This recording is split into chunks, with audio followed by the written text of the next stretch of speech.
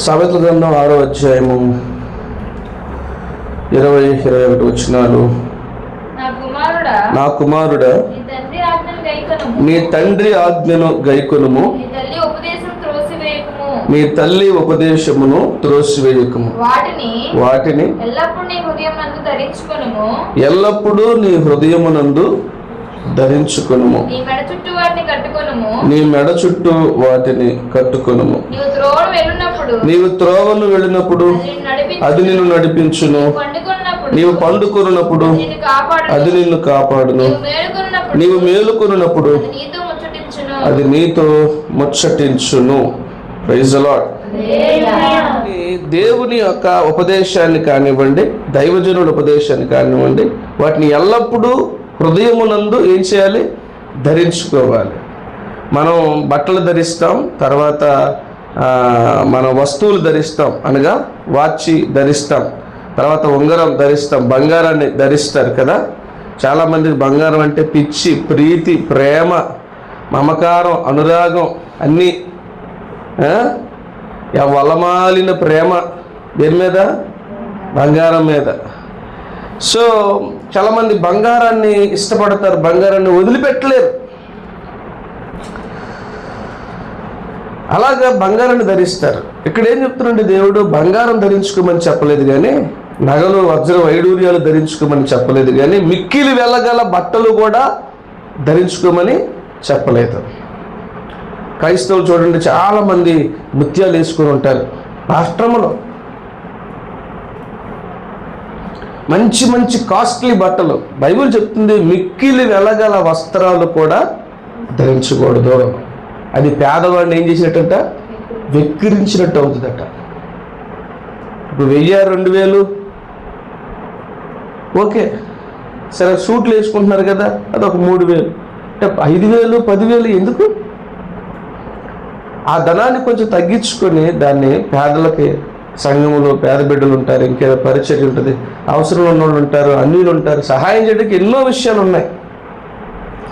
And భయంకరమైనటువంటి వస్త్రధారణ, వేషధారణ.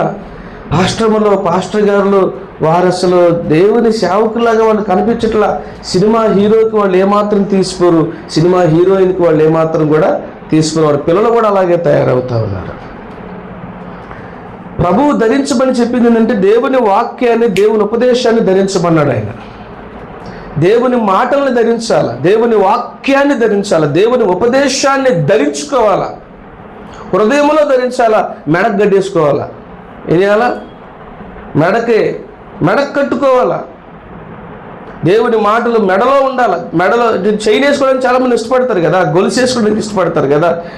దేవుని బిడ్డలకు కూడా గొలుసులు ఉన్నాయి, కానీ అవి కంటికి కనబడే గొలుసులు కాదు. వాక్యాన్ని నువ్వు గొలుసుగా ధరించాలా, వాక్యాన్ని కంఠహారములాగా ధరించాలా, వాక్యాన్ని నెక్లెస్ లాగా ధరించాలా, వాక్యాన్ని ఇంకేదో అంటారు కదా, ఇంకా హారాలు మెడలో వేసుకుని ఇంకేమంటారు, 7 వారాల నగలు, 3 వారాల నగలు, 33 వారాల నగలులాగా ఏం చేయాలా? ధరించాలా. ఉపదేశాన్ని, దేవుని వాక్యాన్ని ధరించాలా. ఇవి ధరించమనలేదు, లోకం ఇవి ధరిస్తుంది, మనము వాక్యాన్ని ధరించాలా, దేవుని ఉపదేశాన్ని ధరించాలా. అది చూసేవారికి కనబడదు, దేవునికి అది మిక్కిలి విలువ కలిగినటువంటి అలంకరణ అని రాయబడింది. నేనైతే దేవునికి అలంకారంగా ఉండడానికి ఇష్టపడతాను. నేను లోకస్తులకి షో చేసుకోవడానికి నేను ఇష్టపడను. నేనైతే నా దేవుడి దృష్టిలో వెళ్ళగలిగిన వాడిగా ఉండాలని కోరుకుంటాను. నా అలంకరణ ప్రభు చూడాలి.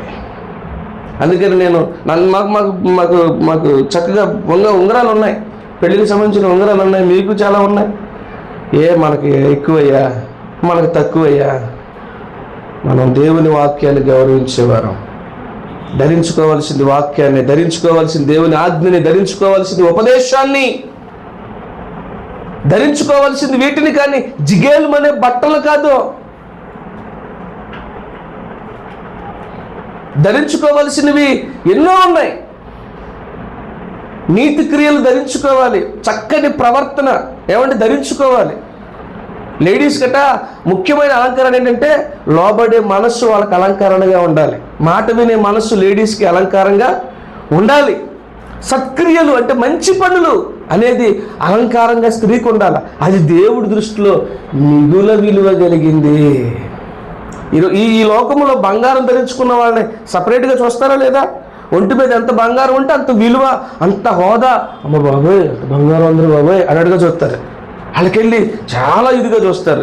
మీరు కూడా చూడండి, ఈ ఉంగరాలు వేసుకొని, మెడలో చైన్లు వేసుకొని, కడియాలు వేసుకొని ఎవడన్నా వచ్చాడు అనుకోండి, ఆయన చాలా డిఫరెంట్గా చూస్తారు. అవునా? ఈ లోకములో బంగారం ధరిస్తే విలువ ఉంది, పరలోకములో ఆత్మీయ లోకములో వాక్యాన్ని ధరించిన వారికి మాత్రమే విలువ ఉంది. ఈ లోకములో బంగారం ధరించిన వాడికి మనుషుల దగ్గర విలువ ఉంటుంది, కానీ దేవుని దగ్గర విలువ లేదు. కానీ ఈ లోకములో బంగారం ధరించకపోయిన వాక్యాన్ని ధరించిన వారికి దేవుడి దగ్గర గొప్ప విలువ, గొప్ప ఆధిక్యత, గొప్ప పేరు. దీన్ని ధరించుకోవాలి. క్రీస్తును మన పైన ధరించుకోవాలి, మంచిని ధరించుకోవాలి, జాలిగల గుణాన్ని ధరించుకోవాలి. ధరించుకోమని చెప్పింది ఇవి. మనం ఏం ధరిస్తామంటే దిక్కుమాలి అన్నీ ధరించేస్తారు. వాక్యము ధరించాలా. ప్రభు మనల్ని చూసినప్పుడు మన హృదయంలో వాక్యపు హారం కనపడాల. ప్రభు మనల్ని చూసినప్పుడు మన మణికట్టుకి, మన చేతికి దేవుని ఆజ్ఞ అనేటటువంటి కడియం కనపడాల.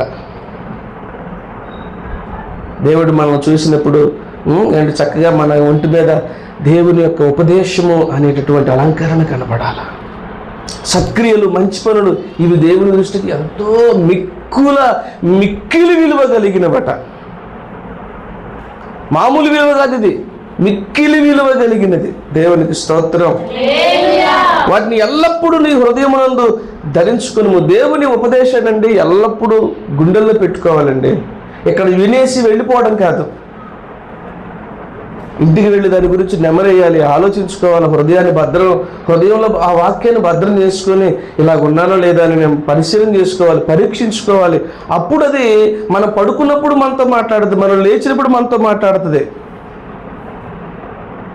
అవును, లేచినప్పుడు నేను ఎలాగున్నాను, పడుకునేటప్పుడు నేను ఎలా పడుకుంటున్నాను, ప్రవర్తించేటప్పుడు నా ప్రవర్తన ఎలాగ ఉంటుంది, ఇవన్నీ వాక్యం మనతో మాట్లాడుతూ ఉంటుంది. ఇది బాగాలేదు చూడు, సరి చేసుకుని నువ్వు ఇక్కడ అని వాక్యం మనతో మాట్లాడుతూ ఉంటుంది. అది ఉండాల. అలాగ మాట్లాడాలంటే హృదయంలో వాక్యాన్ని నింపుకోవాలి, హృదయంలో వాక్యానికి స్థానం ఇవ్వాలి, హృదయంలో వాక్యానికి చోటు ఇవ్వాలి. అప్పుడు మన హృదయంలో ఉన్న వాక్యము మనం నడిచేటప్పుడు మనతో మాట్లాడుద్ది. ఇదిగో నీ మాట తీరు బాగాలేదు చూడు, కొంచెం దురుసుగా మాట్లాడుతున్నావు, ఇలా మాట్లాడకూడదు కదా దేవుని బిడ్డలు అని వాక్యం మనతో మాట్లాడి మనం సరి చేస్తూ ఉంటుంది. నీవు త్రోవను వెళ్ళినప్పుడు అది నిన్ను నడిపించును. నువ్వు ఎలా నడవాలో దేవుని వాక్యం చెప్తుంది. ఏమండి, ఎల్లప్పుడూ కృపాసహితంగా ఉప్పు వేసినట్లుగా రుచికరంగా మాట్లాడాలంట మన మాటలో. ఏమండి, కొంతమంది మాట్లాడితే అస్సలు వినబుద్ధి కాదు. వాళ్ళు తల్లిదండ్రులను లెక్క చేయరు. భయంకరంగా వాళ్ళ యొక్క జీవితం ఎలా ఉంటుందంటే పేరెంట్స్ని కూడా లెక్క చేయరు, దుర్భాషలు ఆడతారు తల్లిదండ్రులు ఎలా పెడతారు మాట్లాడదు, పెద్దలు గౌరవించరు, వాళ్ళు ఎగతాళి చేస్తారు, వాళ్ళతో అసలు ఇర్రెస్పెక్టబుల్గా మాట్లాడతారు. వీళ్ళు చదువుకున్నారు కానీ సంస్కారం లేదు. వీళ్ళు చదువుకుంటారు కానీ పేరెంట్స్కి విలువనివ్వరు, చదువుకుంటారు కానీ తల్లిదండ్రులకు గౌరవం ఇవ్వరు. అలాంటప్పుడు ఎందుకు నీ చదువు, పనికి మాలిన చదువు? తల్లి ఎలాంటిదైనా, తండ్రి ఎలాంటి వాడైనా తప్పనిసరిగా పిల్లలు తల్లిదండ్రులను గౌరవించాలి. వారిని దుర్భాషలు ఆడకూడదు, వారిని తిట్టకూడదు, వారిని కొట్టకూడదు. ఆ హక్కు నీకు లేదు. తల్లిదండ్రులు తిట్టే హక్కు ఏ కొడుక్కి ఏ కూతురికి లేదు. తల్లిదండ్రులు కొట్టే హక్కు ఏ కూతురికి ఏ కొడుక్కి లేదు. సాధ్యమైనంత వరకు ప్రేమగా చెప్పడమే, వినకపోయినా ప్రేమతో చెప్పడమే. వాళ్ళు నిన్ను కన్నారు కానీ నువ్వు వాళ్ళనే కనలేదు. ఈరోజు కుటుంబాలు రివర్స్ అయిపోతుంది. పిల్లలు తల్లిదండ్రులు అస్సలు లెక్క చేయట్లేదు, కేర్ చేయట్లేదు. వాళ్ళు తిడుతున్నారు, వాళ్ళని కొడుతున్నారు, నానా రకాలుగా వాళ్ళతో బిహేవ్ చేస్తున్నారు. మంచిది కాదండి, మంచిది కాదు. దేవుని వాక్యం మనం ఎలా ప్రవర్తించాలో మనకు నేర్పుతుంది దేవుని వాక్యము. ఇక్కడికి వచ్చేది మనం నేర్చుకోవడానికి, ఇక్కడికి వచ్చేది మనం ఉజ్జీవింపబడ్డానికి, ఇక్కడికి వచ్చేది మనం బలపరచబడ్డానికి, ఇక్కడికి వచ్చేది మనం సరి చేసుకోవడానికి, సరిదిద్దుకోవడానికి. అందుకే మానకుండా దేవుని సన్నిధికి రావాలి. ఉదయం లేచిన దగ్గర నుంచి అద్దం ముందు ఎలాగ చూసుకుంటామో మనం ప్రతిసారి అలాగే మన ప్రవర్తన కూడా వాక్యం అనే అర్థములో నుండి ఎప్పుడు కూడా మన ప్రవర్తననే మనం చూసుకోవాలి, దిద్దుకోవాలా. ఈరోజు సొసైటీలో, ఈరోజు సమాజంలో పిల్లలకి మర్యాద లేదు, గౌరవం లేదు, పెద్దలంటే రెస్పెక్ట్ లేదు, ఇరుగు పొరుగు వారితో ఎలా మాట్లాడాలో తెలియదు, చిన్నపిల్లలతో ఎలా ప్రవర్తించాలో తెలియదు, పెద్దవాళ్ళతో ఎలా ప్రవర్తించాలో తెలియట్లేదు, మగవాళ్ళతో ఎలా మాట్లాడాలో తెలియట్లేదు, రాసుకొని పూసుకొని సరసలాడుతూ సిగ్గులేనటువంటి ప్రవర్తన, బుద్ధి లేనటువంటి ప్రవర్తన. మగ మనిషితో ఆడ మనిషి ఎంత డిస్టెన్స్ మెయింటైన్ చేయాలి, పరాయి పురుషుడితో ఒక ఆడ మనిషి ఎంతలా ఉండాలి, అసభ్యకరమైనటువంటి బ్రతుకుతూ ఉన్నారు. ఆడపిల్లలు మగపిల్లలు ఇష్టానుసారంగా ప్రవర్తిస్తూ ఉన్నారు. పరాయి పురుషుడితో ఒక ఆడ మనిషి ఎలా ఉండాలి? సరదాగా ఉండాలా? జోకులు వేయాలా? సరసాలు ఆడుకుంటూ ఉండాలనా? నువ్వు సరసాలు ఆడాల్సింది భర్తతో, జోకులు వేసుకోవాల్సింది భర్తతో, ముచ్చటించాల్సింది భర్తతో, నేను సంతోషంగా గడపాల్సింది భర్తతో. కానీ కుటుంబంలో భర్తతో అలాగ ఉండరు, బయట పురుషులతో మాత్రం రాసుకొని పూసుకొని తిరుగుతూ ఉంటారు. అసభ్యకరంగా నవ్వుతూ జోకులు వేసుకుంటూ, వెకిలి జోకులు, డబుల్ మీనింగ్ డైలాగులు, భక్తిహీనమైనటువంటి బ్రతికిది, మోసపూరితమైన జీవితం ఇది, భర్తకి అన్యాయం చేయడం ఇది.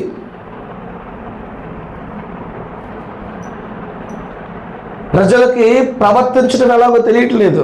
దేవుని వాక్యం ఏం చేస్తుందంటే, మనం బయటికి వెళ్ళినప్పుడు, మనం నడిచేటప్పుడు మనతో మాట్లాడుతుంది, ఎలా ప్రవర్తించాలో మనకు దేవుని వాక్యం చెప్తుంది.